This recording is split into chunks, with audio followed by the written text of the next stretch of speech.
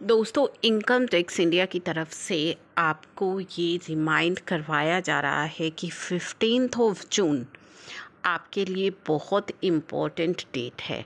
तो क्या करना है आपको 15 जून तक, चलिए देखते हैं।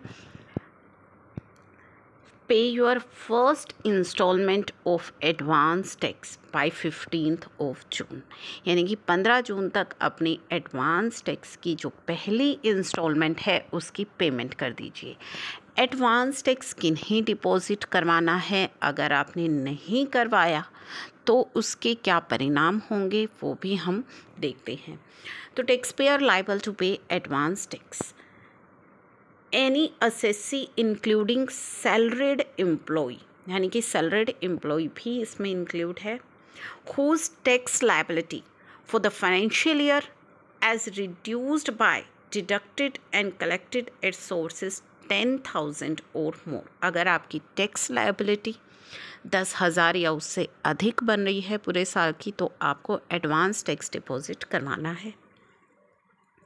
Resident senior citizens not having income from business and profession is not liable to pay। अब एग्जम्प्ट कौन है एडवांस टैक्स से? तो अगर 10,000 से कम आपकी लायबिलिटी है या फिर आप सीनियर सिटीज़न हैं और income from business and profession से आपकी कोई इनकम नहीं है, यानी कि इस हेड की इनकम आपकी नहीं है, किस तरह से आप पेमेंट कर सकते हैं? E-payment is mandatory for all the corporate and also those assessee whose accounts are required to be audited। उन्हें तो E-payment ही करनी पड़ेगी। E-payment is convenient for other taxpayer also as it ensure correct credit। तो भले ही बाकियों के लिए E-payment compulsory ना हो, लेकिन इम्पोर्टेंट रहेगी, आपके लिए कन्वीनियंट भी रहेगी, क्योंकि इससे आपको करेक्ट उसका क्रेडिट मिल जाएगा। अब इसकी इंस्टॉलमेंट्स के बारे में भी जान लीजिए।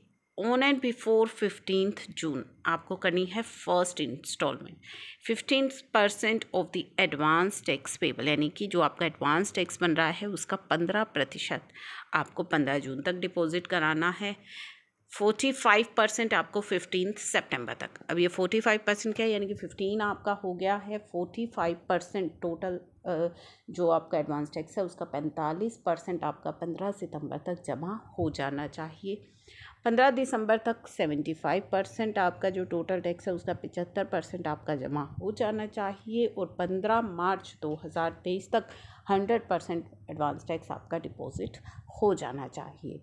तो ये चीज़ आपको ध्यान में रखनी है। अगर आप शॉर्ट पेमेंट करते हैं या नॉन पेमेंट करते हैं या डेफर करते हैं एडवांस टैक्स की payment, it will result in levy of interest. तो वहाँ पे आप पर इंटरेस्ट की जो एप्लीकेबिलिटी है वो लागू हो जाएगी, आपको इंटरेस्ट पे करना पड़ेगा।